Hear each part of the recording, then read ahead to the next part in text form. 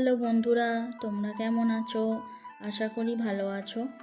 তো কালকে আমি কোনো ভিডিও পোস্ট করতে পারিনি, তার কারণ এই দেখো, মহারাজা কপাল ফাটিয়ে বসে আছে। তোমরাই বলো, যদি সন্তান ভালো থাকে তাহলে সব ভালো লাগে, আর যদি সন্তানের কিছু হয় তাহলে বলো কিছু কি ভালো লাগে? ভালো লাগে না। এই দেখো, আমার ছেলে কালকে খেলতে খেলতে কপাল ফাটিয়ে 5টা স্টিচ করে এখন শান্ত হয়ে বসে আছে। আজ থেকে স্কুলের এক্সাম শুরু হলো।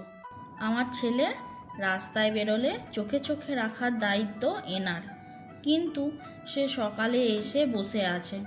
তার দেখা না পেয়ে রান্নাঘরের দুয়ারে বসেছিল, এখন দেখতে পেয়ে মাথায় পট্টি দেখে সেও চিন্তায় পড়ে গেল যে কি হলো। তো এই হলো আমার এখন পরিস্থিতি।